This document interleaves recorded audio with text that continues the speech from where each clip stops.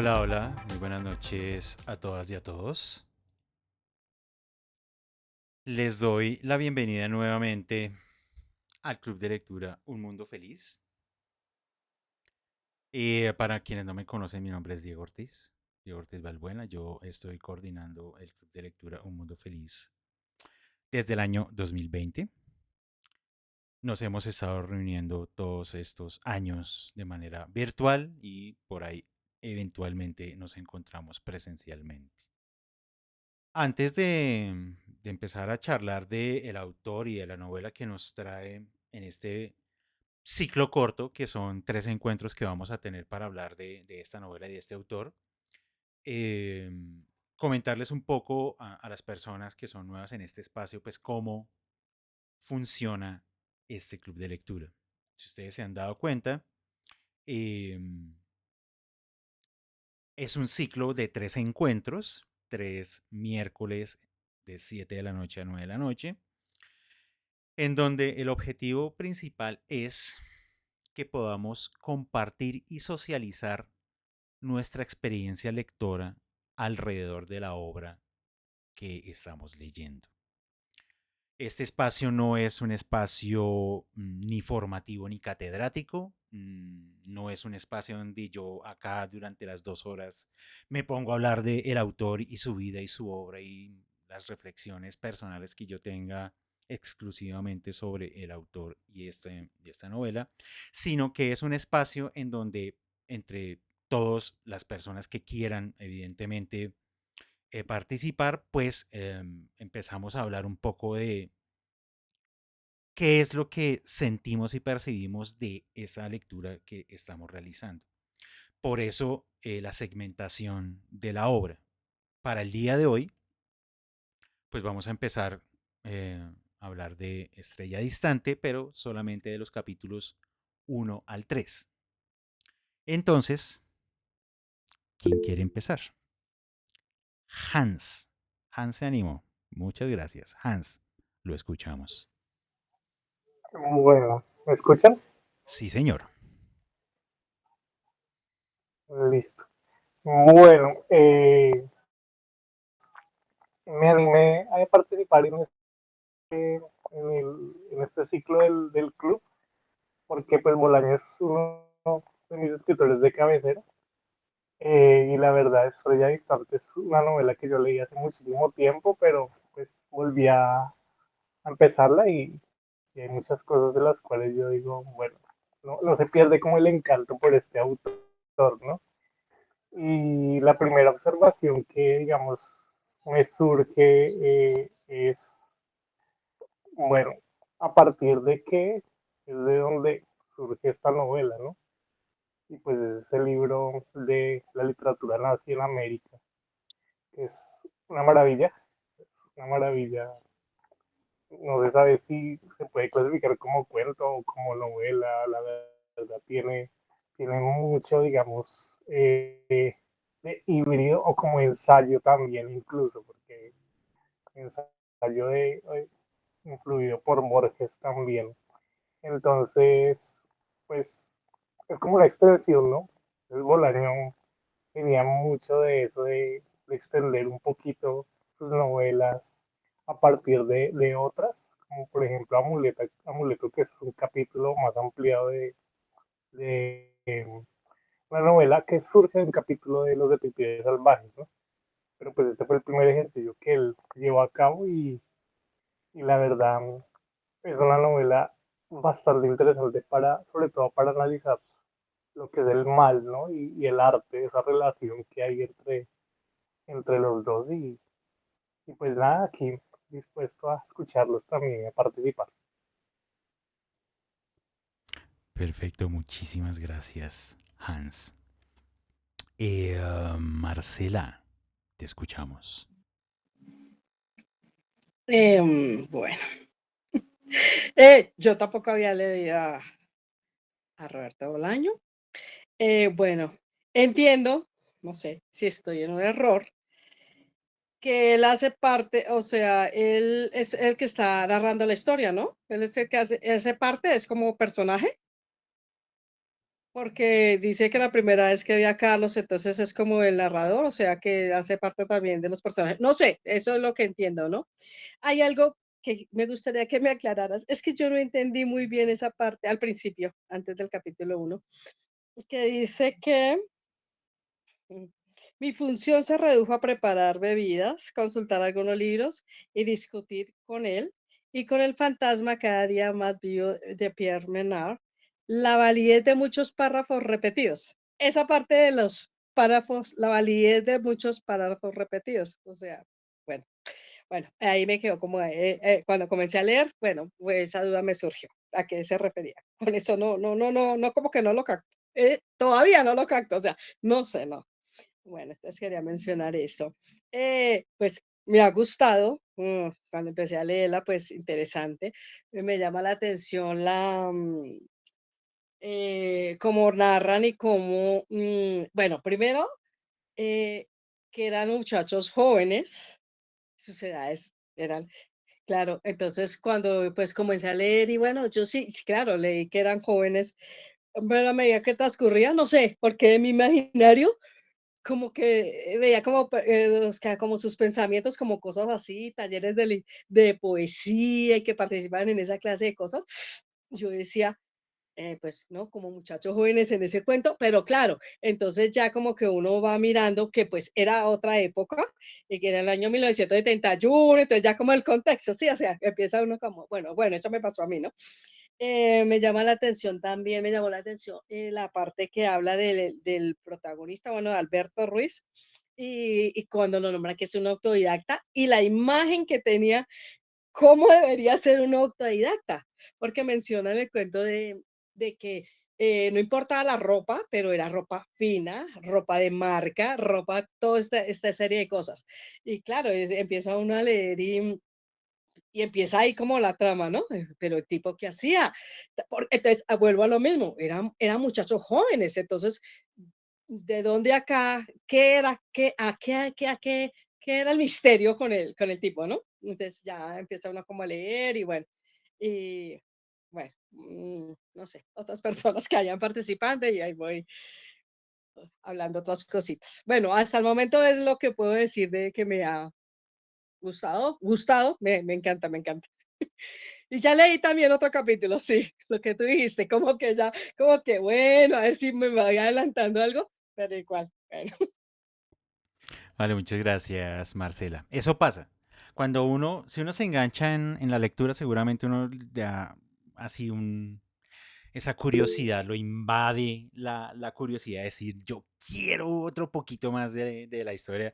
Sé que a veces es complicado, digamos, esa condición, digamos, de este espacio que es como, vamos a leer, vamos a comentar en el día de hoy solamente los 3 primeros capítulos y eso, porque uno como que le pica, que uno dice como que no, pero es que tengo más información, pero vamos con calma, vamos con calma. Em, a propósito de lo que decía Hans por acá, que Arturo Vela no es el sí déjame de Benegel y de Bolaño. Bolaño fue un lector muy juicioso de, yo diría que del boom latinoamericano. Y pues era un gran lector de Borges. Para el caso que tú señalas de lo del Pierre Menard, y espero no equivocarme, creo que no. Borges tiene un cuento que se llama Pierre Menard, autor del Quijote. Y es una historia que muy borgiana, de que entonces hay un alguien que se encuentra un documento por allá perdido en algún lugar y que efectivamente entonces parece ser que el autor del Quijote no es Cervantes y pues ya sabemos que quienes estamos en el club de El Quijote, tenemos un club también alterno al Quijote, son los días jueves cada 15 días, comercial, que dentro del Quijote entonces aparece tanto el autor, la ficción del autor, como que ahí tiene otro autor que es efectivamente el que mencionaba Hans, Cide Hamete Benengeli. Entonces, Bolaño, el autor, crea un recurso parecido que es este personaje llamado Arturo Belano. Aquí lo llama simplemente Arturo B. ahí en esa introducción de la novela, pero es Arturo Belano. Es un personaje, como un alter ego, es un otro ser que es el que dice que cuenta finalmente sus historias.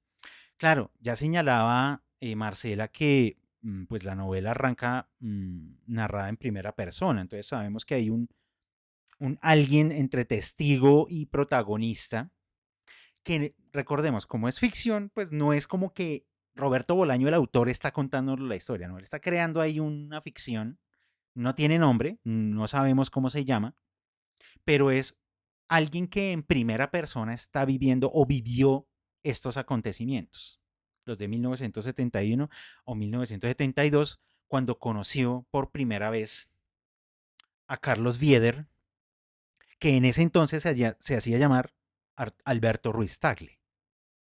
Entonces, ese es como el juego narrativo.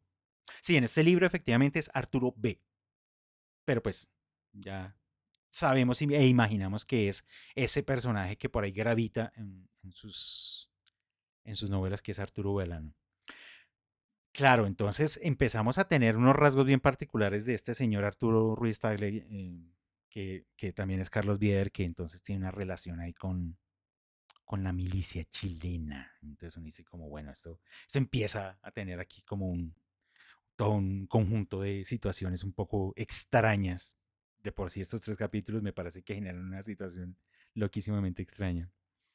Eh, y de nuevo, vuelvo a hacer el comercial para las personas que quieran participar en el Club de Lectura del Quijote. Nos estamos reuniendo cada 15 días. Hace 8 días no pudimos, bueno, yo tuve un inconveniente, entonces vamos a desatrasarnos el día de mañana con la sesión que teníamos y luego seguimos reuniéndonos, bueno, luego nos vemos en 8 días y luego sí seguimos cada 15 días. Cualquier cosa, a través si están en el grupo de WhatsApp, ahí pues ustedes pueden mensajearme y si no tienen el material o algo, pues igual yo se los hago llegar, igualmente les hago llegar el enlace del encuentro del Quijote. La segunda parte, no sé, Sergio. Por ahora estamos embarcados en la primera parte, que eso ya nos demanda un buen tiempo, entonces no sé. Este año no leemos la segunda parte del Quijote, eso sí es seguro. Este año no. Puede que para el otro, pero ahorita, este año, solo vamos a dedicar a la primera parte. Si quieres asistir, Nidia, entonces por favor, si estás en el grupo de WhatsApp, ahí en el grupo puedes escribir como estoy interesada y entonces yo te mando la información completa del Quijote. Si no, en caso de que pronto por ahí no estén, les dejo el correo. Un momento.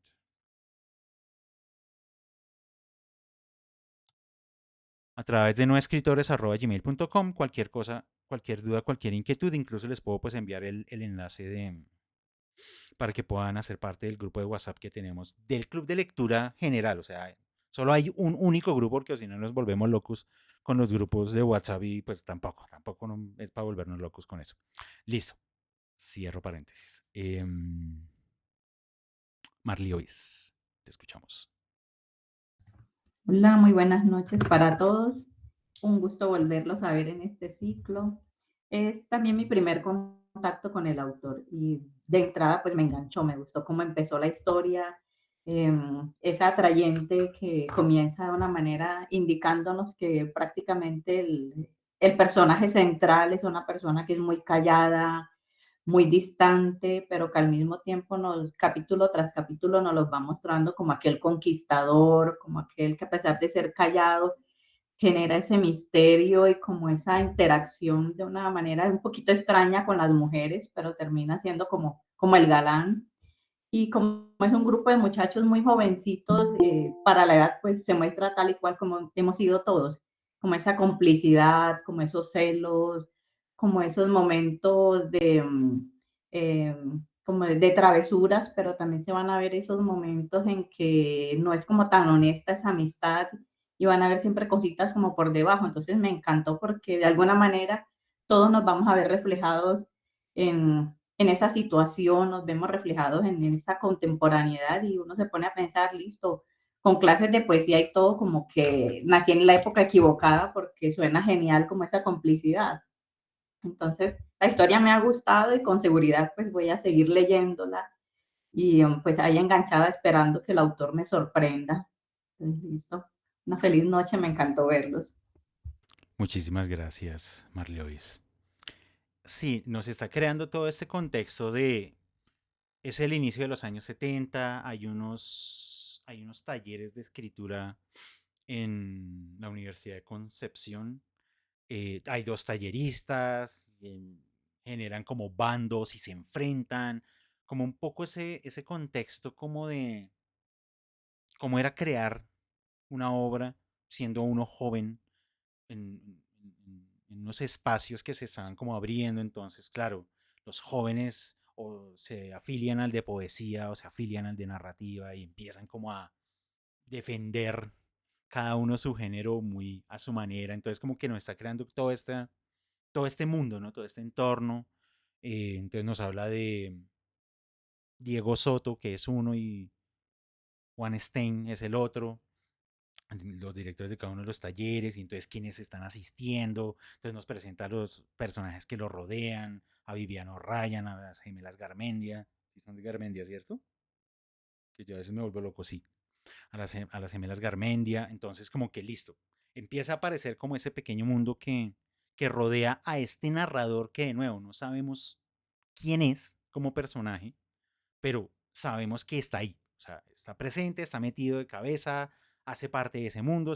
Suponemos que será otro joven como todos los jóvenes que están ahí en este pequeño mundo de la creación literaria y de los talleres literarios del Chile de inicios de los años 70. Y efectivamente, pues este personaje como tan particular que es Arturo Ruiz Tagle, que tiene dentro de las particularidades que asiste a los dos talleres.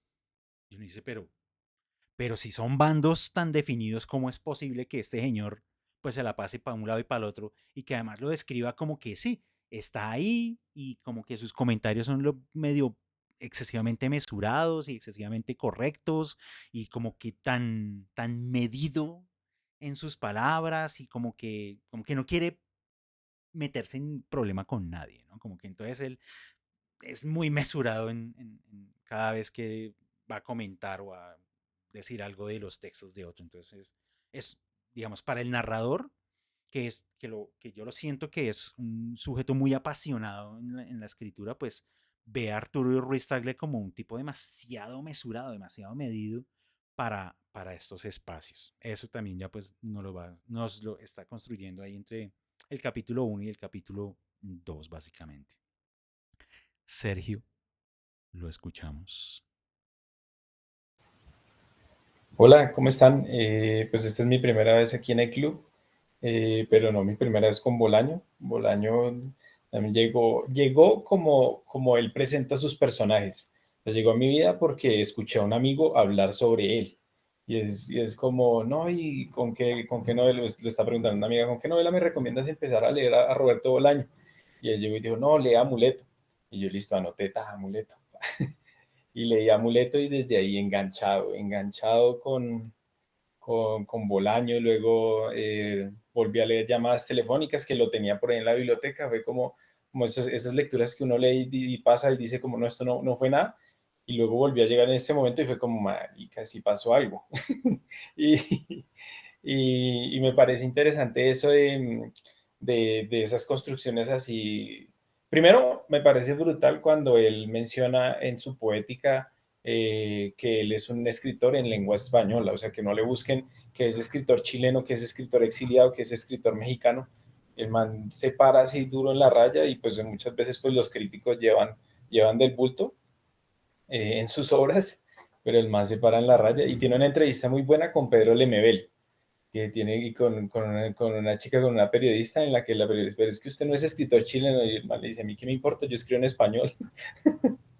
eh, entonces desde ahí, pues quedé enganchado y en este libro, o sea, se ve como esas hermanas Garmendia, como esos personajes multilatinoamericanos, multilatinoamericanizables que decimos yo, porque yo pienso en las Mirabal, pienso en las gemelas Font, pienso, o sea, pueden ser personajes que uno ya termina como de decir como no, son personajes de la vida real o son personajes de Bolaño.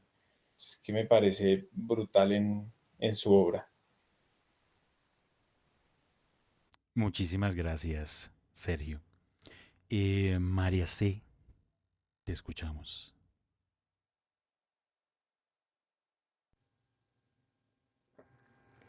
Buenas noches, ¿cómo están todos? ¿Cómo les va?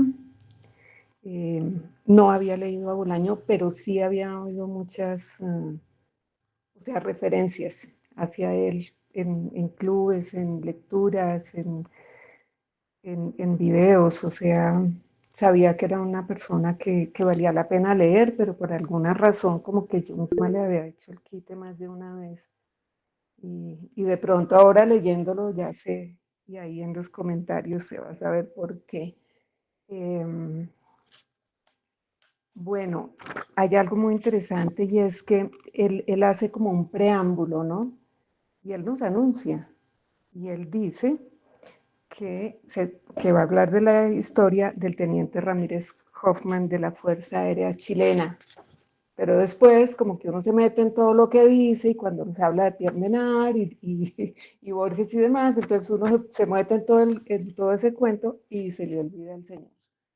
Bueno, pero entonces cuando comienza con el asunto de la fecha, entonces me encantó porque Marcela dijo que eso era de otra época. Y efectivamente, porque es de mi época. Entonces, apenas él pone estos 2 años ahí, a mí ya me empezó como esos sentimientos encontrados, ¿sí? Es terrible. Y cuando él empieza a describir, es muy denso, porque en cada frase, ¿cierto? Y casi sin puntos apartes, entonces te dice una cantidad de cosas y es una descripción, es un ambiente que ese era el ambiente. Ese era el ambiente. Yo no estudié en Chile, sino en la Universidad Nacional, la primera carrera, pero ese era el ambiente. O sea, esto es muy bien logrado. Ese señor estaba ahí, ¿sí? Y, y cuando empieza a describir a este señor, me pasó, fue un escalofrío terrible, porque cuando el hombre dice que era autodidacta, pero que no parecía autodidacta, que iba a los dos clubes, ¿sí? La palabra para nosotros era un tira. Sorry, pero así era. Entonces, no, pero es que la descripción es buenísima. Y yo creo que se define mucho es cuando llega lo del apartamento. Sí, porque bueno, el que no parezca autodidacta y eso finalmente él utiliza es como un estereotipo del autodidacta, ¿sí? De lo que en ese momento podía ser una autodidacta que además los definía como que más o menos eran pobretones y que fuera de eso estaban entre el psiquiatra y el más allá, ¿no? Entonces, es como un estereotipo que él crea ahí para decir, este tipo es raro, este tipo es muy raro. Pero en medio de eso llega y nos manda ese baldado de que simplemente pasa uno la página y dice nada, fue el golpe, pero no le pongan cuidado al golpe. En sí no le pongan cuidado al golpe. Es más, él dice con lo que pasó con él, o sea, eso no es importante, porque él nos quiere centrar en ese personaje, ¿sí? Y empieza a hablar desde ahí de personas desaparecidas y esa palabra se nos está volviendo ya, o sea, de cada tantos renglones. Y sin embargo, él logra que sigamos centrados en ese personaje. Entonces, es muy genial como escribe, es, es muy real.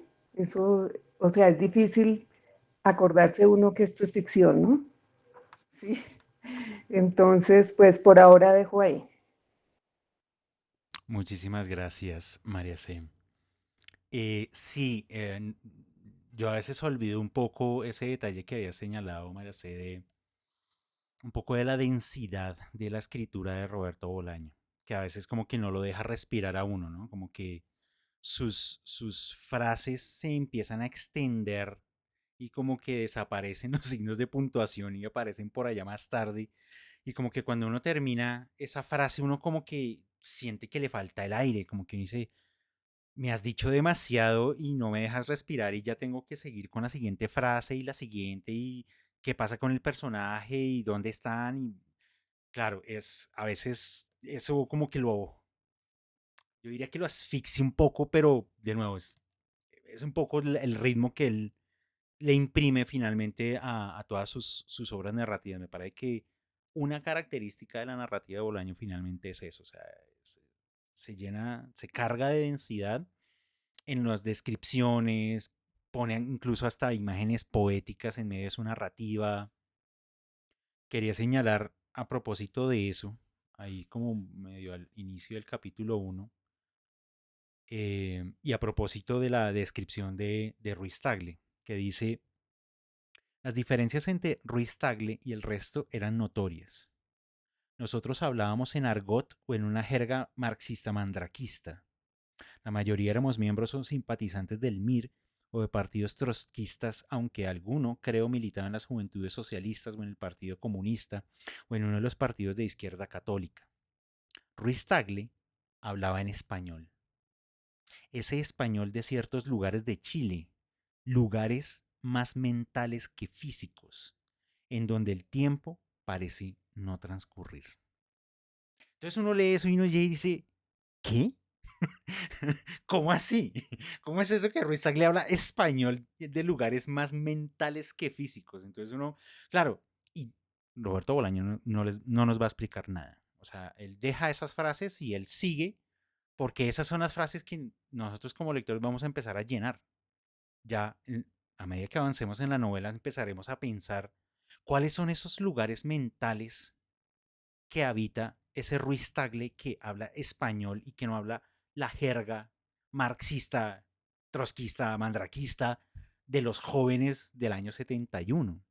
Bueno, esas son preguntas que espero tengan respuesta más adelante en la novela. Ya más o menos empezamos a intuir porque no, en estos 3 capítulos pues pasan muchas cosas. O sea, ya nos presenta Ruiz Tagle, desaparece Ruiz Tagle, aparece Carlos Bieder y hay sospechas.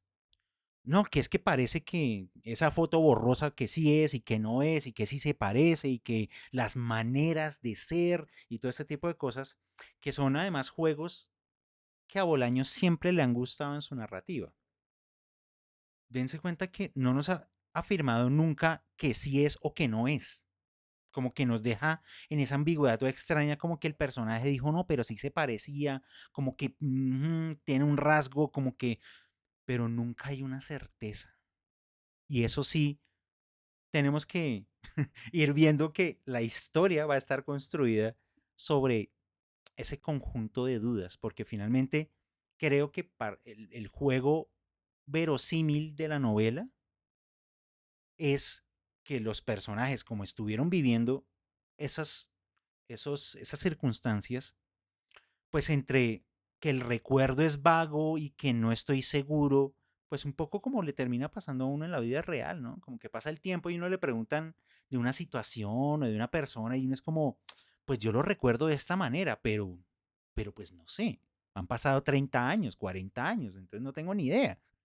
Entonces los personajes se desarrollan, o al menos Bolaño, hace que sus personajes se desarrollen de la misma manera muy humanos en ese sentido, como que pues yo no me acuerdo totalmente de él, yo recuerdo ciertos rasgos, yo lo veía por aquí, yo lo veía por acá, hablaba de esta manera, se vestía de esta otra.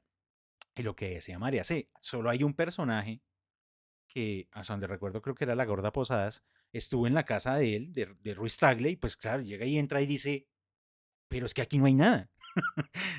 O sea, este señor tiene este apartamento prácticamente vacío y pues, qué sujeto tan raro, qué sujeto tan raro. Muy raro para ese contexto en el que se está creando la historia. Y por ahí vamos, y por ahí vamos. Juliana, te escuchamos. Hola, buenas noches. ¿Me escuchan ahí? Fuerte y claro. Vale.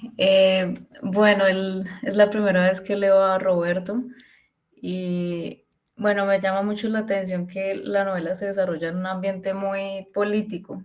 Entonces, tenemos este grupo de personajes, son muy jóvenes, tienen entre 18 y 23 Y en cierta forma, a pesar de que están en un ambiente tan violento y como ya habían mencionado, que se pueden desaparecer en cualquier momento, es una burbuja. Ellos están estudiando algo relacionado a humanidades y van, creo que cada dos veces por semana a este club de poesía. Y bueno, y llega este personaje que a mí me parece inquietante, pero también muy curioso, porque el narrador pues no lo logra discernir. Digamos que yo siento que es, bueno, empezando porque él tiene mejor relación con las mujeres, entonces habla de las gemelas, que eso me llama mucho la atención, de la gorda, y, y pues el narrador no logra conectar con él de la forma que quisiera. Es como envidia, pero al mismo tiempo es como, ay, pero quiero saber de él. Em, Y otra cosa que me llamó la atención es la distancia que toma Carlos. ¿Cómo se llama? Ay, se me olvidó el nombre. El personaje nuevo.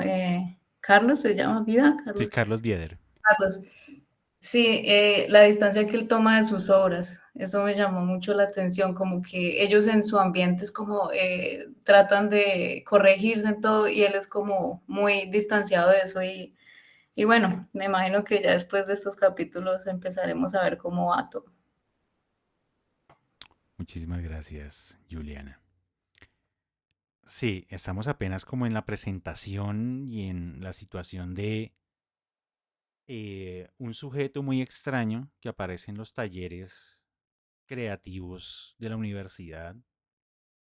Sus textos no destacan mucho, sus comentarios no destacan mucho, su vida no destaca mucho, su apartamento es prácticamente vacío y un día se va y un día desaparece y hace y entra a escena un Carlos Bieder que es muy diferente de Ruiz Tagle. Es de una actitud muy diferente. eh, es un piloto eh, y es ya un poeta. Escribe, escribe versos en el aire con su, con su avión. Entonces, ¿qué pasó ahí? Eso todavía no lo sabemos. ¿Qué pasó en esa transición entre uno y otro? ¿Cómo así? ¿Cómo fue que cambió tanto? ¿Cómo fue que de repente alguien que escribía ahí unos texticos que decían como, bueno, está bien, y de repente es un poeta de los cielos, literalmente de los cielos? Eh, hay algo tuvo que haber pasado. Dejó de ser la promesa y se convirtió, pero además llevando las cosas a un nivel loquísimo, ¿no? O sea, escribir poesía en el aire, que eso me parece que, o sea, si uno lo piensa tanto literal como metafórico, es una imagen increíble, la verdad. Pero tenemos que dejar avanzar todavía la historia para ver cómo es que se relacionan y cómo se ha dado esa, esa transformación, digamos, de uno a otro. Camila, te escuchamos. Sí, buenas noches. Bueno, a mí me pasó algo muy chistoso. Imagínate que pues esta semana he estado leyendo mucha ciencia ficción y alienígenas y todo eso. Y con el nombre de Estrella Distante, no sé por qué en mi cabeza yo pensé que era una historia de alienígenas. Entonces yo empecé a leer el libro así, el primer capítulo, y cuando tú hablas ahorita de que es vago, ¿no? Algunos conceptos, digo, pero ¿por qué llegué a pensar eso? Claro, por eso mismo. Entonces, cuando la chica llega al apartamento y no ve nada, yo dije, no, pues es un alienígena, él no sabe cómo decorar. Después, cuando de los poetas, yo dije, no, pues él todavía no sabe utilizar el lenguaje poético porque acaba de llegar a la Tierra, bla, bla, bla. Bueno, todo eso me lo imaginé. Entonces, al final del primer capítulo, como cuando mata a una de las gemelas, para mí fue total sorpresa, ¿no? Yo dije, ¿por qué la mató? Y claro, ahí ya caí en la cuenta que no tenía nada que ver con alienígenas, sino era algo político, ¿no? No lo estaba diciendo todo el tiempo. Pero me da mucha risa eso, ¿no? Y ese final del primer capítulo, está como describiendo todo y al final eso es como rápido, ¿no? Sucede todo muy rápido y cuando la degolla, claro, yo me quedé así como, ¿y por qué la degolla? O sea, esa parte me gustó mucho, como la sorpresa. Y lo otro que quería leer es, no sé, creo que está en el segundo capítulo, este párrafo, que me gustó mucho también. Dice, y nunca se encontrarán los cadáveres, o sí,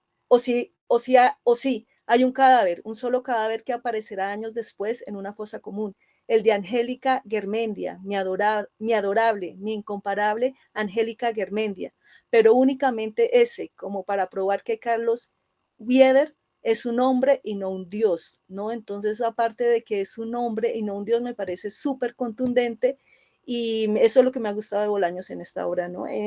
Esa contundencia. Bueno, gracias. Muchísimas gracias, Camila.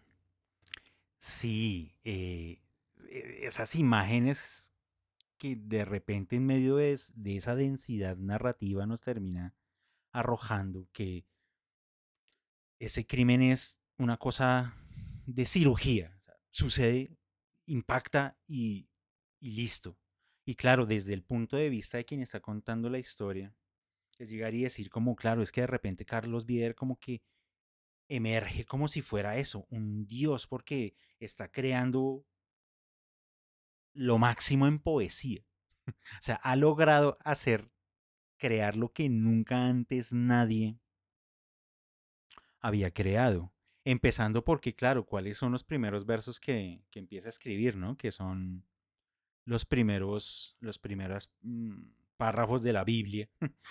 En latín, además, o sea, como que es una cosa desmesurada, magnánima, es una cosa como que se le sale a todo el mundo de las manos, apocalíptica, sí, o sea, es de un tamaño desbordado, es una cosa demasiado increíble como para creer, pero el narrador nos dice como que efectivamente esté y exista el cuerpo en alguna fosa, el cuerpo de la Garmendia, es lo que nos hace recordar que Carlos Bieder no es un dios, sino es un humano.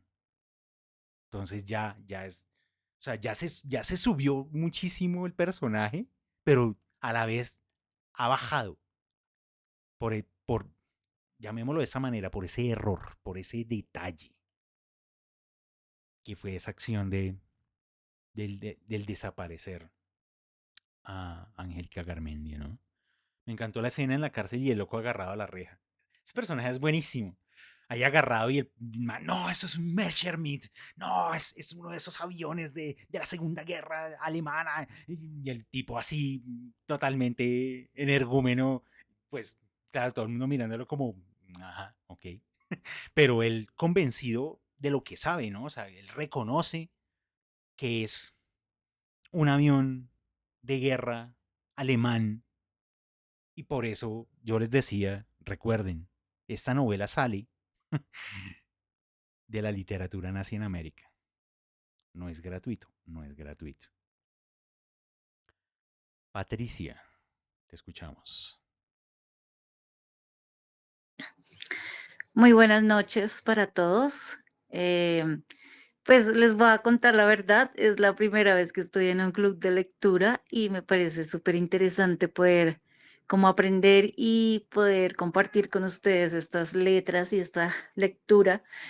Y pues algo que me pareció curioso con esta obra o con esta novela es que tiene su tinte jocoso y también tiene su tinte político, porque pues está hablando desde Allende, entonces pues es muy difícil poder comprender todo lo que ha pasado en Chile y creo que la estrella distante que está en la bandera de Chile tiene mucho que ver con todo lo que ha pasado políticamente y precisamente esos tintes que tiene de jocosidad me gustan porque, por ejemplo, me encanta Patricia Méndez, que es la gordita. Me parece que es muy interesante ese personaje porque es como la mediadora, ¿no? Es como la que es amiga de Ruiz, pero también es amiga de Viviano y pues de este personaje también que está como narrando la historia. Entonces es muy interesante todo lo que está pasando en esta novela y yo también iba a seguir como el cuarto capítulo y yo dije, no, esperemos a ver qué dicen y ya. Pero sí, me ha enganchado la verdad y me gusta mucho aprender. Entonces, muchas gracias. Muchísimas gracias, Patricia, y pues bienvenida a este espacio.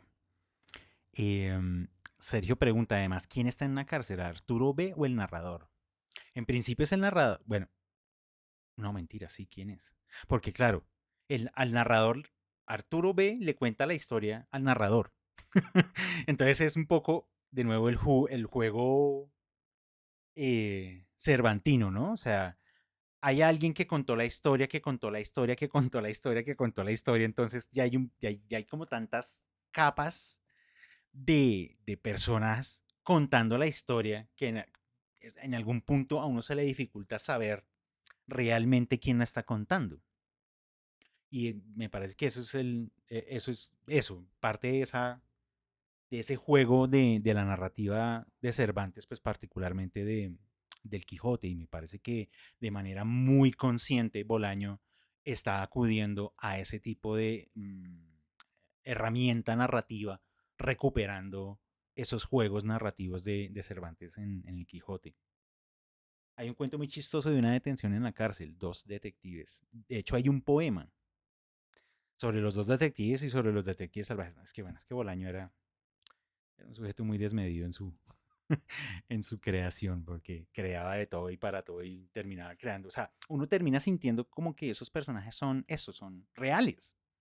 Porque claro, además el contexto en el que está poniendo la historia, ya lo acaba de señalar pues Patricia, claro, pues es los años previos a la dictadura chilena, a una dictadura muy dura para ese pueblo. Bolaño está hablando de ese tema, pero como bien nos señalaba María C., ese no es el tema. Lo habla, lo menciona, es importante, es vital, pero ese no es el tema. El tema es quién es Carlos Bieder y qué pasó y dónde está Arturo Ruiz Tagle y por qué empiezan a desaparecer personas alrededor de ellos dos, digamos. Yo los llamo dos porque es el juego, pero están generando un vacío. Carlos Bieder está generando un vacío a su alrededor. Yo lo pensaría que ese mismo vacío de escribir poesía en el firmamento es casi un vacío, y el vacío de su vida es empezar a desaparecer a las personas. Y claro, estamos en el contexto de la dictadura, que básicamente la dictadura, parte de su definición es la desaparición. Muy fuerte lo que está abordando Bolaño en esta novela, pero de nuevo, no es el tema. Nos deja como con ese sentimiento de aprehensión del entorno, pero nos está obligando a que tenemos que estar detrás de los personajes, ¿no? Bueno, Sergio nos dice que puede aludir a la razón que dice la aprehensión fue muy banal. Juliana, una hipótesis que tengo es que Carlos Bieder, apellido alemán, tiene nexos con ese país y se uniría al libro de donde sale esta historia. Si ustedes recuerdan, creo que es en el capítulo 3, cuando Viviano hace toda la disección del apellido Bieder, que empieza, que no, que entonces no era Bieder sino Beider, y entonces, pero podría parecerse a X palabra y X palabra, y hace una lista de, de palabras en alemán. Es el alemán. Sí. Aquí está.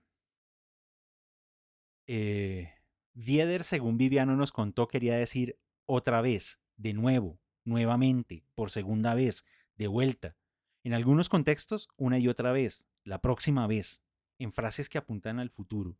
Y según le había dicho su amigo Anselmo San Juan, ex estudiante de filología alemana en la Universidad de Concepción, solo a partir del siglo XVII, el adverbio Bieder y la preposición de acusativo wieder se distinguían ortográficamente para diferenciar mejor su significado. Bueno, y ahí toda una página más de todas esas explicaciones que además a Bolaño, este es otro recurso que a Bolaño le fascina, que de nuevo, no es que él se lo haya inventado, eso ya Borges lo había hecho en su obra, que no se nos olvide. Esos listados y esas grandes explicaciones eruditas, y que entonces el manual de no sé quién y el libro no sé qué explicaba todo ese tipo de cosas, eso es Borges. Eso es Borges. Lo que está haciendo Bolaño, yo lo llamaría, es una actualización de esas herramientas. Digamos, la erudición de Viviano es que habló con este filólogo y entonces el filólogo le empieza a explicar, pues, cuál es la palabra alemana y cuáles son las palabras parecidas. Listo. Esa es la actualización de una herramienta que ya se había utilizado, no sé, 80 años antes por Borges. Y ahí uno dice, ah, claro, es que Bolaño está profundamente marcado por, en general, la literatura latinoamericana del boom, pero particularmente Borges, Cortázar, son autores que uno los siente, uno puede casi que detectar a esos autores por ejemplo, en el manejo de esta herramienta, donde sigue hablando de que Vidar y Vieder, y entonces los ejemplos, ¿no? Vider Christ, anticristo, Vider jaque, engancho, bueno, y etcétera, etcétera. Y uno dice, pero ¿de dónde sale eso? Bueno, esas son herramientas muy de Borges. De todas maneras, y digamos, no voy a leer todo eso de los nombres, pero ahí en ese fragmento nos dice una cosa muy importante. Nos dice lo siguiente, después de que sale de toda esa lista larguísima. Dice, e incluso Weiden también quería decir regodearse morbosamente en la contemplación de un objeto que excita nuestra sexualidad y o nuestras tendencias sádicas. Y entonces Viviano nos miraba a nosotros y abría mucho los ojos y nosotros lo mirábamos a él, los tres quietos, con las manos juntas, como si estuviéramos reflexionando o rezando. Son esos detalles narrativos donde uno llega y dice, ahí me está botando una información, pero pues me toca esperar porque pues estamos apenas en ciernes, estamos empezando la novela, ya tenemos un montón de información, tenemos un montón de situaciones de los personajes, pero vamos por partes. En Los Detectives Salvajes vuelve y hace ese mismo juego de los nombres, efectivamente lo que señala Sergio, de cómo definir a un marica y todas las palabras que existen en español para mencionarlo, es una cosa de locos.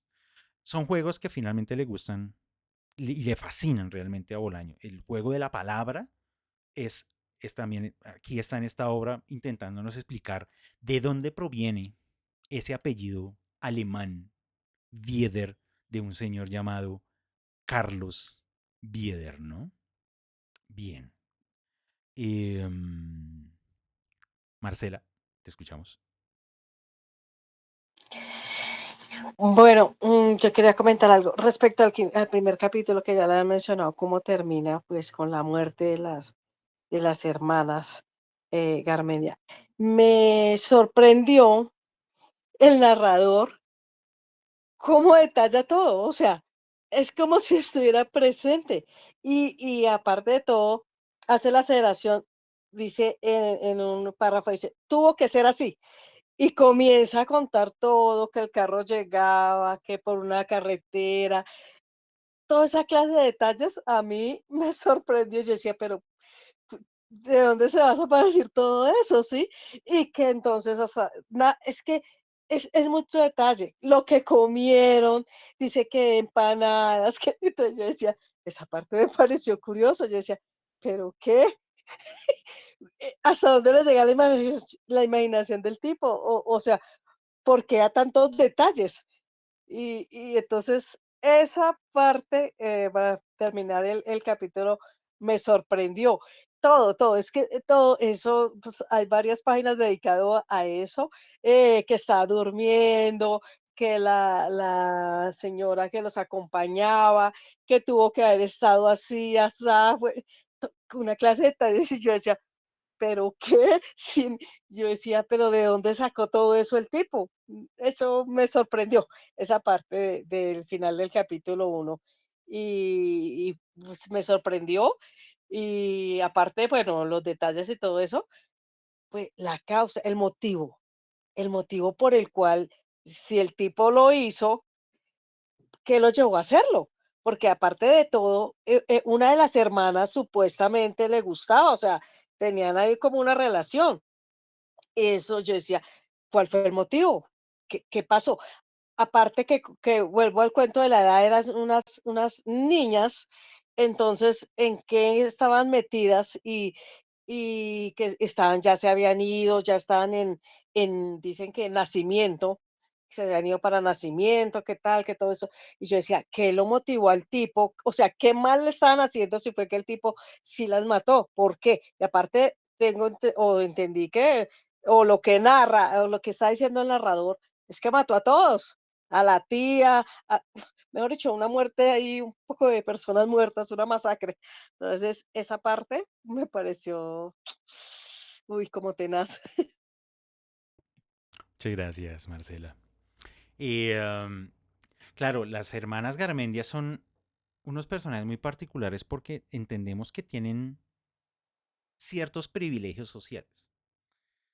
O sea, a pesar de que están en ese contexto de que hacen parte de los talleres y además parece que tienen talento en la escritura y sus poemas destacan y todo ese tipo de cosas, ellas se diferencian un poco como de ese grupo de ese parche, digamos, porque pues ellas como que tienen ciertas comodidades de todas maneras. O sea, como que eso, tenían esta finca heredada de los padres que se murieron y la vuelta, es como que ellas tenían eran diferentes de todas maneras en la condición social de al menos de estos personajes cercanos que las rodeaban. Eso lo sabemos.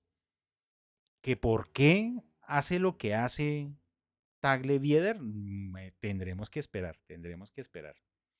Y respecto de lo que tú señalabas del narrador, es interesante porque a mí me parece que Bolaño trata de evitar utilizar ese clásico narrador en tercera persona distante, muy del siglo XIX. Un narrador que conoce toda la historia y que entonces desde la distancia sabe lo que todos sus personajes piensan, lo que han hecho, hacen y van a hacer. Entonces, para no caer como en ese tipo de narrador que pues es un poco pretencioso dentro de todo, o sea, un narrador que lo sabe absolutamente todo, pues Bolaño termina haciendo todo lo contrario y es construye un narrador que duda muchas veces de lo que está contando o que incluso parece que se está inventando la historia. Porque eso que señalaba Marcela como de no, pues entonces quien me está contando la historia presupone que las cosas pasaron de esa manera. Claro, crea el artificio narrativo de yo creería que las cosas son así y de repente el narrador se desdobla, parece que se sale del personaje que no tiene nombre y se vuelve una suerte de narrador en tercera persona omnisciente, pero pequeñito, porque solamente sirve para describirnos esa escena y nada más, para que podamos sentirla y para que no nos suene como tan inverosímil que este narrador, que es un personaje, sabemos que es un personaje, haya estado en ese lugar, porque pues o sea, él no ha estado en esa situación. O sea, él no estuvo ahí junto a las Garmendia en el momento en que las matan, no, él no estaba ahí.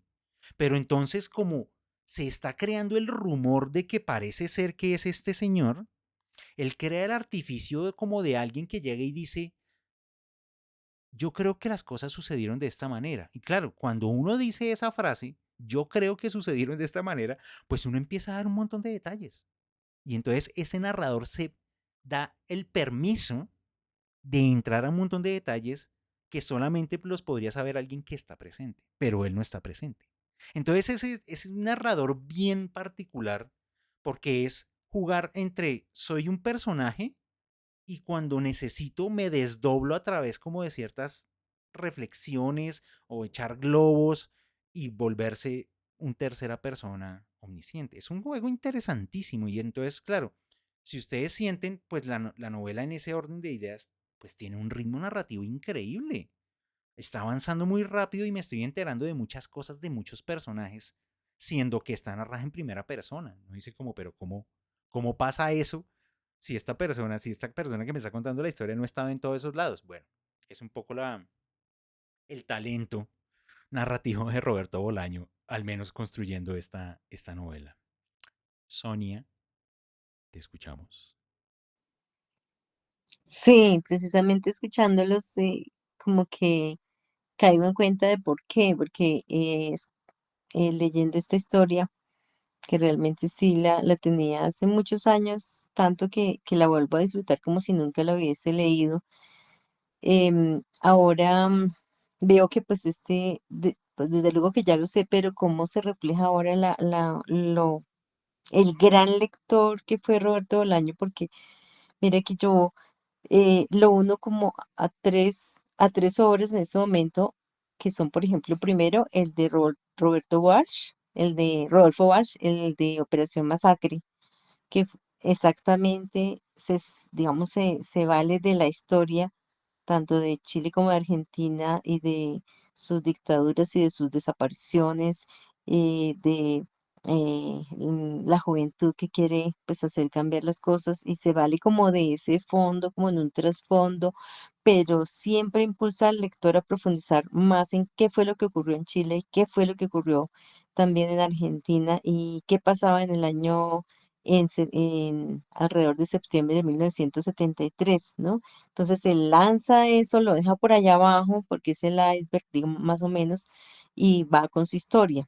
Lo mismo que también al leer, por ejemplo, el de la masacre de Rodolfo Walsh, pasó con A Sangre Fría. La descripción del asesinato de las gemelas también me recordó esa obra, que fue como muy del estilo de A Sangre Fría. Entonces, parece que también él haya tomado de esa gran obra, pues algunos elementos y también el trasfondo de las desapariciones y de todo lo que se encauzaba, digamos, de movimiento social, también está en las dos obras de Gabriel García Márquez en El amor en los tiempos del cólera, cuando viajaba, ese gran personaje por el río y entonces viajaban también con él los cadáveres, ¿no? Y lo deja ahí como ese trasfondo, como también en Cien años de soledad, hablando de las bananeras, ¿no? Entonces sí se nota lo que tú decías del boom latinoamericano, pero también la otra parte como detectivesca, pero también como realista que manejó, por ejemplo, con La Sangre Fría y con Operación Masacre, ¿no? Me parece que de todos esos elementos se vale y de acuerdo contigo, él es muy descriptivo y de un momento a otro zampa pues semejante historia en dos letras prácticamente, que uno como que dice, a ver, o sea, como que, ¿qué fue lo que pasó? ¿Cuándo pasó y cómo pasó? Perdón. Eso me pareció todo un giro genial y me hace pues despertar, porque como que un poquito denso también lo sentí yo, igual que algunos otros de los lectores, pero eso hace que se note ahí el bagaje del tipo y cómo juega con el lector y hace lo que quiere con él. Eso es mi aporte, muchas gracias. Muchísimas gracias, Sonia. Sí, yo creo que otra de esas características de Bolaño, el escritor, es eso. Uno va leyendo su obra y uno empieza a sentir esas asociaciones con los otros autores que uno ya ha leído, que uno ya dice como yo lo siento, esto me suena conocido, pero claro, él lo está, yo lo llamo actualizando, porque de nuevo, él no se conforma simplemente con llegar y decir, voy a coger estas herramientas que ya las usaron estos autores y las voy a incorporar en mi obra y ya, y listo. No, él le da un giro más para contar lo que él quiere contar, crear estos personajes y hacerlos sentir tan vivos, tan presentes, tan actuales, tan casi que de carne y hueso. O sea, como que uno los siente y uno como que siente eso que creo que decía María C, como de ese escalofrío que genera estos personajes, pues es usar esas herramientas seguramente de estos autores y pues ponerlos a funcionar en su propia obra. quería leer otro fragmento de cuando entonces ya Carlos Bieder está escribiendo eh, las, los versículos de la Biblia en latín en el cielo y aparece el loco Norberto. Eh, Norberto dice dos cosas que me parecen muy interesantes. La primera que es cuando dice, el loco Norberto agarrado a la cerca como un mono, se reía y decía que la Segunda Guerra Mundial había vuelto a la Tierra. Se equivocaron, decía, los de la tercera. Es la segunda que regresa, regresa, regresa. Eso me parece muy interesante. Y lo segundo, hay párrafos más adelante de lo que acabo de leer, llega y dice, y el avión volvió a pasar sobre nosotros, trazó un círculo sobre el mar, se elevó y regresó a Concepción. ¡Qué piloto!, decía Norberto. Ni el propio Galant o Rudy Rudler lo harían mejor. Ni Hannah Reich, ni Anton Vogel, ni Karl-Heinz Schwarz, ni el lobo de Bremen de Talca, ni el quebrantahuesos de Stuttgart de Curicó, ni mismamente Hans Marseille reencarnado. Después Norberto me miró y me guiñó un ojo. Tenía el rostro congestionado. A mí me parece que muchos de los personajes que crea Bolaño son como la expresión de esas emociones de las palabras en sus obras. O sea, cuando Norberto empieza a hablar de cuál es el modelo del avión, que está comparando a este piloto con otros grandes pilotos seguramente de la Segunda Guerra Mundial y los menciona, o sea, pone nombres y apellidos de personas que si existen o no existen, hombre, eso nunca lo sabremos.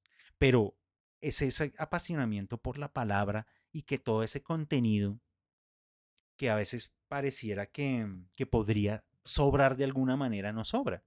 Porque es ir construyendo un poco todo ese entorno de quién es Carlos Bieder. Entonces, a través de los ojos del loco, él lo está comparando con esos otros grandes pilotos seguramente de la guerra. Y entonces uno diría como, pues loco y todo, pero pues sus comparaciones ya son de ese nivel. Entonces, vamos entendiendo al menos acercándonos a quién es Carlos Bieder. María C., te escuchamos. Ok, gracias. Son varios punticos. Uno, cuando tú hablas de los listados y explicaciones eruditas y Borges, yo pienso que eso es algo que se da en el Quijote. El Quijote es, o sea, es amante de las listas y de, de los autores, de los nombres de los libros, o sea, es una cantidad de información súper densa, muy erudita también, y que me gusta mucho ahí en el Quijote. Luego hablaste del narrador y que hay esos dos narradores y como esas suposiciones, pero es que yo he visto además que hay otro narrador que es O'Ryan, o sea, Viviano, y él siempre está hablando como, es como un alter ego, es otro alter ego, ¿sí? O sea, porque Viviano es como el que se mezcla más, entonces es el que está más presente en hechos o en cosas que pasan, que son raras, que entonces hay muchos juegos de narradores ahí y eso me pareció chévere. A mí me gustan mucho los primeros capítulos y toca detenerse mucho ahí. Y esta semblanza de este señor, cuando todavía se llama Ruiz Tagle, me parece impactante, porque, o sea, tiene tantos detalles de lo que yo supongo que va a pasar después, porque el tipo desde siempre era como un seductor, porque además era bello y es muy bonito, como dice que las facciones eran hermosas, pero demasiado frías para ser hermosas. Entonces, ahí ya hay un apunte muy importante. Es serio, la mente formal y ordenada, ¿sí? O sea, es un frío, etcétera. Escucha. Los demás hablan, verborrea política y todo, y él está es escuchando. Y hay algo que es bien interesante que tú tocaste, y yo también había dicho algo, y es lo del apartamento, pero no es solamente el hecho de que ese apartamento no está vacío, sino que no tiene cuadros.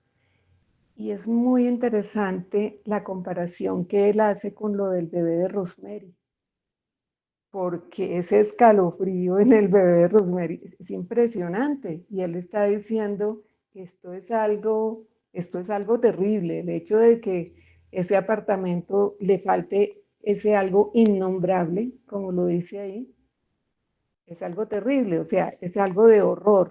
Y nos lleva hasta allá, hasta Polanski, a ver las paredes de ese apartamento que cuando entramos, porque entramos a ese apartamento, es de escalofrío. Y además, también hay unos puntos interesantes más adelante, y es cuando habla de sus puntos negros y habla de las malas compañías, de gente oscura, de Lampa y parásitos de comisaría. Entonces es mucho lo que nos está diciendo ahí. Por otra parte, nos dice que en los clubes de lectura, los que coordinan esos clubes, pues no han visto nada raro, pero me encanta ese personaje de la gorda Posadas, que él dice que ella no va a ser médica porque anda con las uñas sucias y pues por otros detalles, y que ella quiere ser como una especie de Marta Harnecker de la crítica literaria, y es una mujer analítica, ¿sí? Y ella es la única que se da cuenta que hay algo detrás de ese señor. Y cuando están definiendo los que van a participar, lo de los clubes creo que era para una publicación, cuando están mirando eso, ella dice no, a él no lo van a incluir. Sí, y yo estoy de acuerdo con ella, porque resulta que el narrador nos está diciendo desde el comienzo que ese tipo no escribe poesía. Y ella también lo dice ahí, ¿no? Y resulta que esos poemas en el aire no son poemas de él, son cosas de la Biblia, son cosas conocidas que alguien más, que fueron escritas o que son cosas que ya estaban, ¿sí?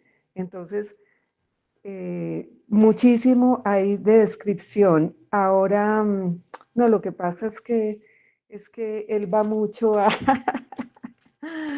a los poetas y bueno, otro detalle impactante es el de la poeta esta de Carmen Villagrán, ¿no? Que está en el club de medicina y bueno, es que otra cosa impactante del tipo es su estrategia, porque el tipo no hace amigos entre los hombres, solamente entre las mujeres, ¿sí?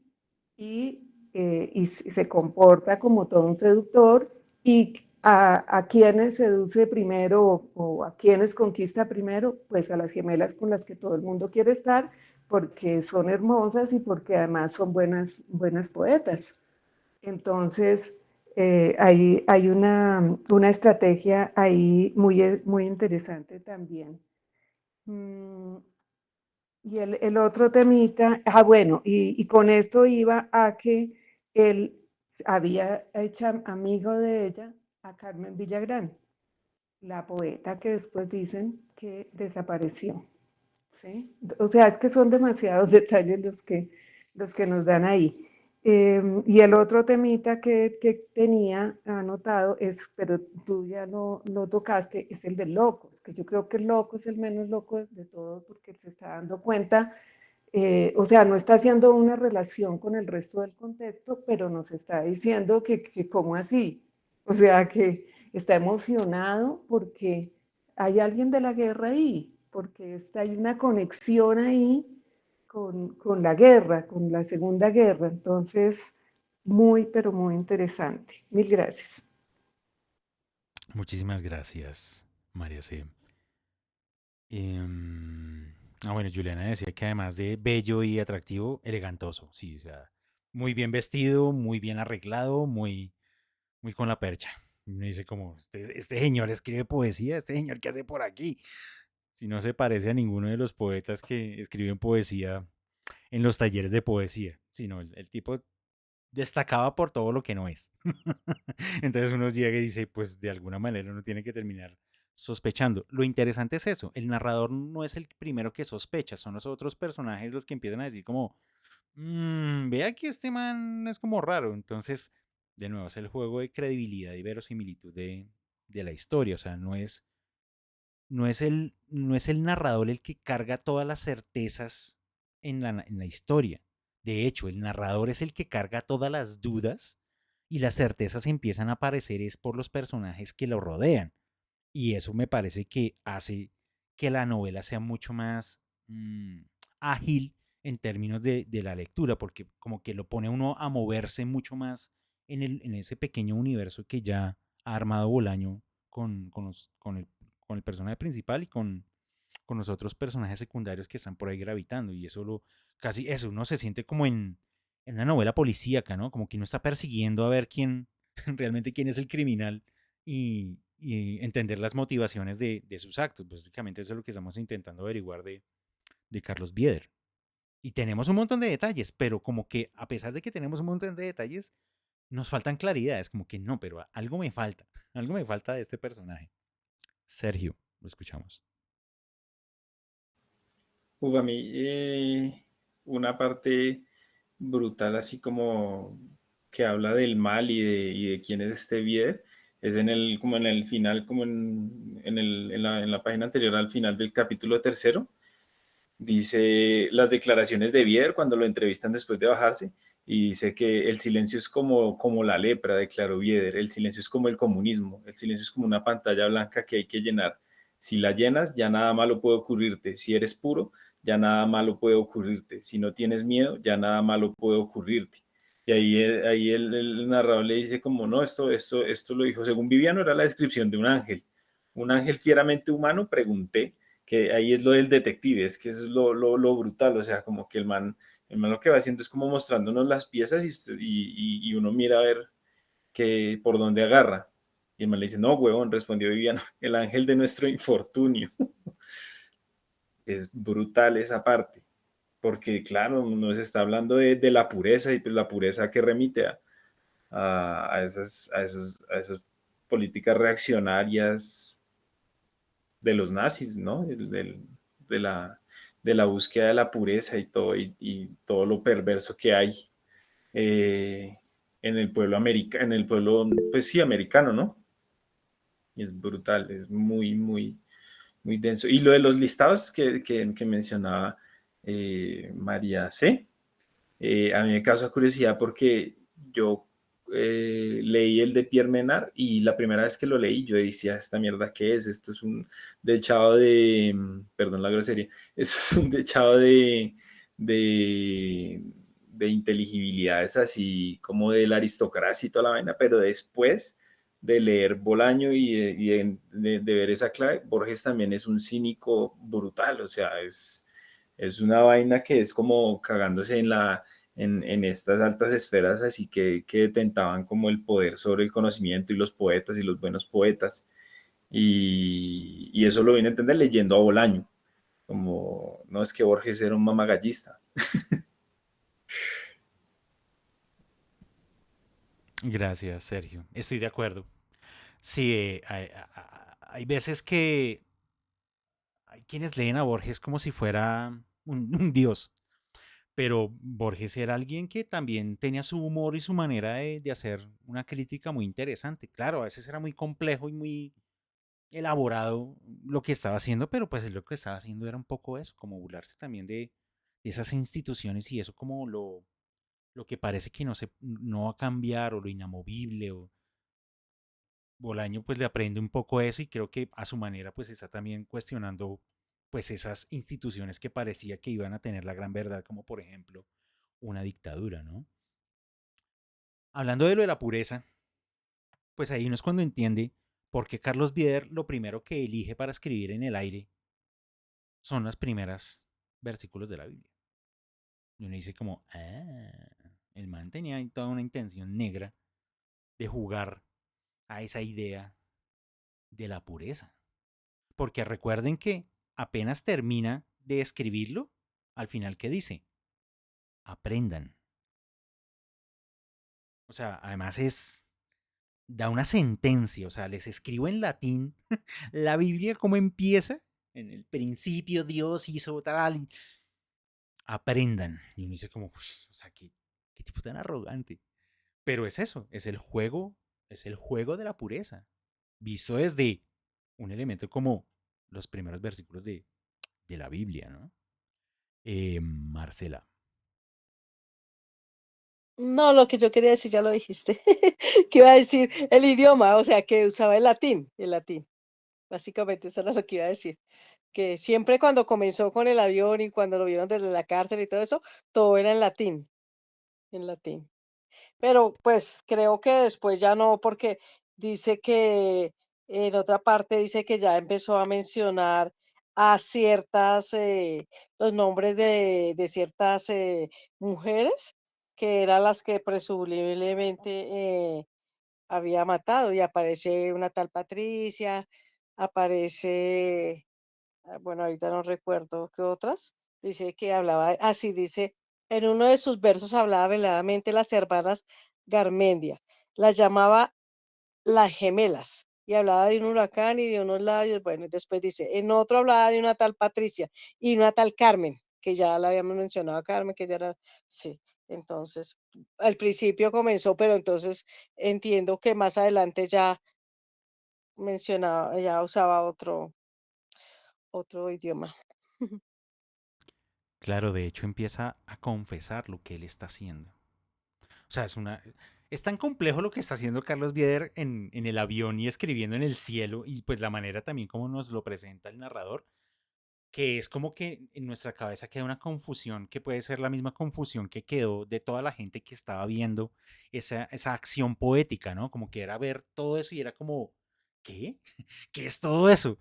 Y que muy pocas personas realmente son las que están entendiendo qué es lo que se está expresando allá en el cielo con este avión. O sea, nosotros como lectores también somos eso, como que estamos ahí sentados como, ¿qué? Como esto está muy complejo, pero además está muy denso, sobre todo es muy denso, o sea, como que uno ya dice, esto, o sea, este poeta se está poniendo demasiado pesado con su acción poética, ¿no? Eh, Dos cosas quiero señalar, pues ya las hemos dicho, pero me interesa como mirar acá en la novela cómo está plasmado. Uno es el juego, eso es un juego que meta narrativo de casi que Bolaño hablando de un personaje que podría escribir un libro que se llamara La literatura nazi en América, ¿no?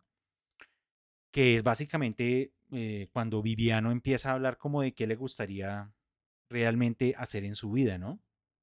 ¿Cuáles son los proyectos que tiene? Entonces dice, es uno de esos párrafos largos y pues no lo quiero cortar pues para que tenga el sentido. Dice, a veces Viviano me explicaba sus proyectos. Quería escribir en inglés fábulas que transcurrirían en la campiña irlandesa. Quería aprender francés, al menos para poder leer a Stendhal en su propia lengua. Soñaba con encerrarse dentro de Stendhal y dejar que pasaran los años, aunque él mismo, contradiciéndose en el acto, decía que eso era posible con Chateaubriand, el Octavio Paz del siglo XIX, pero no con Stendhal, nunca con Stendhal.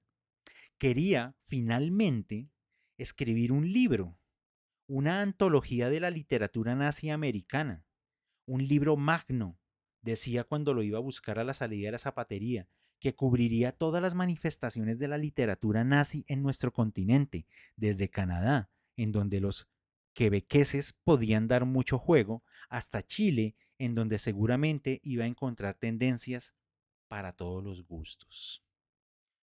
Es loquísimo, porque uno llega y dice, pero es que Bolaño me está hablando de este libro. De eso es de lo que está hablando, de la literatura nazi en América. Pero entonces alguien había dicho, sí, pues es que Viviano es como otro alter ego ahí extrañísimo que se inventó Bolaño para poder hacer ese tipo de juegos. Y lo otro es ese extraño humor que maneja Bolaño en la novela. No es abundante, pero está por ahí como en pequeños momentos, en pequeñas descripciones. En la última página del capítulo 3, donde efectivamente además ya Carlos Vieder está haciendo su gran hazaña de irse a la Antártida y entonces escribir su poema ya en la Antártida, donde termina diciendo la Antártida es Chile. O sea, esas cosas que uno dice como, pues si me estás diciendo lo que yo entiendo, pero dice ese fragmento en particular. Sobre el límpido cielo de la base Arturo Prat, Vieder escribió La Antártida es Chile y fue filmado y fotografiado. También escribió otros versos sobre el color blanco y el color negro, sobre el hielo, sobre lo oculto, sobre la sonrisa de la patria, una sonrisa franca, fina, nítidamente dibujada, una sonrisa parecida a un ojo y que en efecto nos mira, y después volvió a Concepción y más tarde fue a Santiago, en donde apareció por la televisión. Vi el programa a la fuerza. Viviano no tenía tele en la pensión donde vivía y fue a verlo a mi casa. Y sí, Carlos Vieder era Ruiz Tagle. ¿Qué jeta ponerse Ruiz Tagle?, dijo Viviano. Se fue a buscar un buen apellido. Entonces esos comentarios son eso, son como esa sutileza del humor a través de la construcción de los personajes haciendo ese tipo de comentarios de esa manera en particular. Ya en este punto, evidenciamos que efectivamente Carlos Vieder es Ruiz Tagle. O sea, ya aquí ya no hay dudas, ya sabemos que uno es el otro, pero ¿qué es lo que no sabemos? ¿Por qué pasó de ser uno a ser el otro, no? Lo que decíamos hace un rato. Las motivaciones del personaje es lo que todavía no tenemos muy claro. ¿Por qué está haciendo lo que está haciendo? ¿Por qué está haciendo esa poesía que no es poesía original? Que ya sabíamos que Ruiz Tagle no era un poeta original, pero Carlos Vieder está escribiendo estos versos que parecen originales tal vez por la manera, pero no por el contenido, y no sabemos por qué está haciendo lo que está haciendo. Está empezando a matar a todo este grupo de personas. Entonces tenemos todavía esa inquietud respecto de este misterioso personaje. Sergio nos dice, yo creo que ese alter ego de Viviano es él mismo cagándose en la visión que tenía de la literatura cuando era joven y romántico, y creía que la literatura era absoluta, definitiva, y no una búsqueda como al final nos sugiere en el compendio de su obra. Sí, estoy de acuerdo. A mí me parece que Bolaño, parte de su reflexión era un poco como desmontar eso, ¿no? Esos grandes mitos literarios, sobre todo pues, o más bien particularmente de la literatura latinoamericana, pero yo creo que en general de la literatura para él era como llegar y decir esto que parece que gravita no es tan así. Detrás hay personas y personas muy particulares, como son básicamente las que nos está mostrando a través de sus personajes, ¿no? Patricia, te escuchamos. Pues en estos 3 capítulos que pues hasta ahora está comenzando la novela, yo pienso, estoy suponiendo que Ruiz y Carlos Vieder es la misma persona y pues tú lo acabas de decir y pienso que tiene doble personalidad. Es como que es aquel poeta que quiere como ingresar en ese parche de amigos que leen poesía y que hacen poesía. Es como estar en anónimo, ¿sí? Como que, yo soy el otro Carlos Vieder, pero mentiras, yo estoy acá con ustedes para poder acercarme y poder desaparecer a todas estas personas que están desapareciendo y que muy seguramente más adelante van a desaparecer. Bueno, estoy suponiendo, ¿sí? Pero, pero es muy interesante porque lo que tú dices, Robert Bolaño, pues juega como con el lector y hace varias sinopsis diferentes en cada párrafo, en cada capítulo. Entonces, pues es bastante interesante. Entonces, esperemos a ver qué pasa en los próximos capítulos, a ver si estamos de acuerdo en el próximo miércoles, a ver qué pasa. Entonces, pues por ahora estoy enganchada. Entonces, eso me gusta mucho. Muchísimas gracias, Patricia. Eso me alegra. Me alegra mucho cuando uno se engancha con la historia que que uno está pues leyendo más en un espacio como este y que uno como que dice, bueno, quiero averiguar un poquito más de esta historia y quiero saber qué va a pasar con estos personajes y quiero saber cómo va a terminar esta historia. Siempre el objetivo como de este club de lectura siempre es un poco ese. Hemos explorado muchas obras muy raras y a veces un poco densas, pero al final pues la gracia es un poco como, bueno, me he enganchado a este autor o me he enganchado a esta novela o a esta historia y pues tengo la curiosidad al menos de, como ejercicio, digamos, de club de lectura, pues ver hasta dónde llegan estas historias. Y más evidentemente, si uno se la está gozando, si uno la está disfrutando, si uno siente como esa emoción de la lectura, de decir, quiero leer más, pero es que el man este del club de lectura me dice que solo 3 capítulos y pues me toca aguantarme. Me toca aguantarme porque si me paso, pues me penalizan. Porque pues, spoiler, el spoiler se penaliza. Bien, damas y caballeros. Para dentro de 8 días vamos a leer y a comentar los capítulos 4, 5 y 6. 4, 5 y 6. Nada más. El puro céntrico de la novela. Para ver cómo se está enredando o desenredando esta historia. Y mirar a ver si esas hipótesis que estamos lanzando de la historia y de los personajes, pues empezamos a acercarnos o no. Vamos a ver si estos 3 capítulos nos brindan esos elementos o si nos faltará luego el final de la novela para poder llegar y mirar a ver si lo que pensábamos que estaba pasando con esos personajes realmente es lo que iba a pasar. Entonces les reitero, dentro de 8 días, el próximo miércoles, 7 de la noche, por este mismo enlace, capítulos 4, 5 y 6. Pásenla bueno, descansen, duerman, lean y nos vemos dentro de 8 días. Mañana. Gracias. Mañana para el Quijote.